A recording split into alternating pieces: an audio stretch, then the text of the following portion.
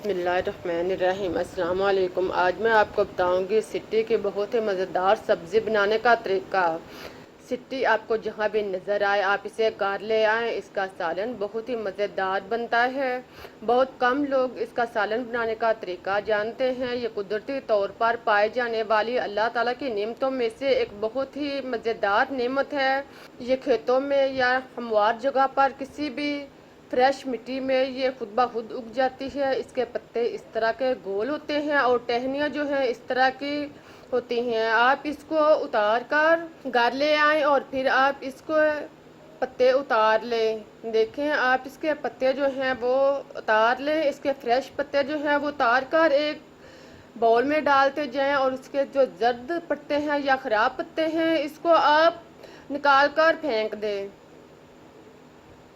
इसी तरह आप इसकी जो सख्त टहनियाँ हैं इसको आप अलग करते जाएं और उसके नरम पत्ते जो हैं वो आप उतार कर एक साइड पर रखते जाएं।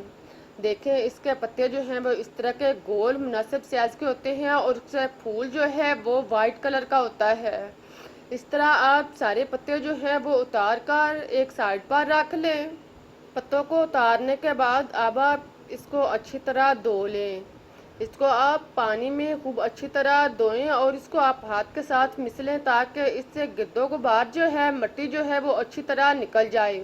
इसका 2 से 3 दफ़ा इसका पानी तब्दील करें और इसको हाथ से मिसल कर खूब अच्छी तरह साफ़ कर लें।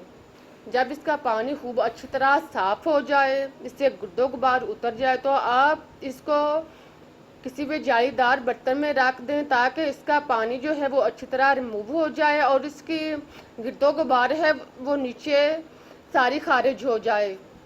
इसके पानी को अच्छी तरह रिमूव करने के बाद अब आप इसको काट कर भी पका सकते हैं या आप इसको उबाल कर पका सकते हैं। उबाल कर पकाने के लिए आप पहले पानी को गर्म कर लें और फिर आप इसके धुले हुए पत्तों को इसमें बगैर काटे ही डाल दें।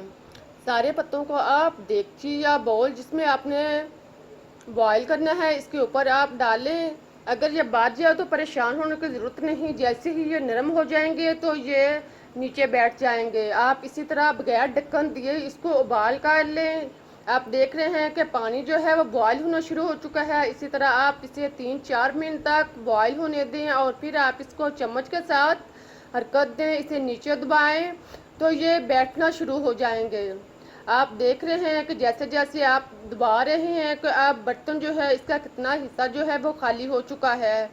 इसी तरह आप इसको चम्मच के साथ नीचे कर लें और फिर आप इसके ऊपर ढक्कन देकर इसे बॉईल करें ताकि ये अच्छी तरह नरम हो जाए। ढक्कन जो है वो मुकम्मल तौर पर नहीं दें बल्कि थोड़ा सा खुला रहने दें ताकि पानी जो है बॉईल होकर बाहर ना निकले।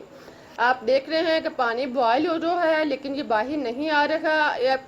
चूल्हा जो है वो नॉर्मल कर दें और इसको अच्छी तरह बॉईल करें ताकि ये इसके पत्ते जो हैं वो अच्छी तरह नरम हो जाएं। आप चेक कर लें कि इसके पत्ते जो हैं वो अच्छी तरह नरम हो जाएं। आप पानी का कलर भी देख सकते हैं कि वो बिल्कुल येलो हो चुका है। अब आप इसे उतार लें, इसका पानी रिमूव कर लें। इसको आप दबाकर पानी निकाल कर एक साइड पर रख दें। अब आप चूल्हे पर देगची या कढ़ाई जिसमें आपने इसका सालन तैयार करना है इसमें आप सरसों का तेल 1 कप डालें। आप इसको सरसों में के तेल में बनाएंगे तो ये बहुत ही मज़ेदार बनेंगी। आप चाहे तो इसको घी में या ऑयल में भी बना सकते हैं, कुकिंग ऑयल में भी बना सकते हैं। अब आप इसमें ज़ीरा 1 चम्मच और अदरक लहसुन पेस्ट 1 से 1.5 चम्मच डालने के बाद आप इसको ब्राउन कर लें। इसके बाद आप इसमें 1 से 2 अदद प्याज शामिल करें। प्याज डालने के बाद आप इसको ब्राउन करें। इसे आप 2-3 मिनट तक ब्राउन करें ताकि ये नरम हो जाए। प्याज का कलर ब्राउन हो जाए तो आप इसमें टमाटर और हरी मिर्च 3 से 4 अदद कटी हुई शामिल करें। इन चीज़ों को डालने के बाद आप चम्मच लाकर मिक्स करें और इनको नरम होने तक पकने दें। साथ में आप थोड़ा सा पानी लगा लें ताकि सारी चीज़ें जो हैं वो अच्छी तरह नरम हो जाएं। अब आप इसको चम्मच लाएं और 3-4 मिनट तक इसको नरम कर लें। 3-4 मिनट के बाद अब आप इसमें पानी निकला उबली हुई सिटी को शामिल करें और फिर आप इसको अच्छी तरह मिक्स कर लें। इसको आप ऑयल में खूब अच्छी तरह मिक्स करें और इसे आप 3-4 मिनट तक अच्छी तरह फ्राई करें।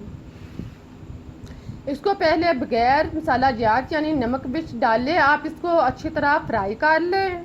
जब इसका पानी खुश्क हो जाए तो आप इसमें सुरख मिर्च कुटी हुई 1 चम्मच शामिल करें और सुरख मिर्च पीसी हुई भी 1 चम्मच डाल लें। मिर्च आप टेस्ट के मुताबिक भी डाल सकते हैं। फिर आप इसमें हल्दी पाउडर आधा चम्मच डाल लें।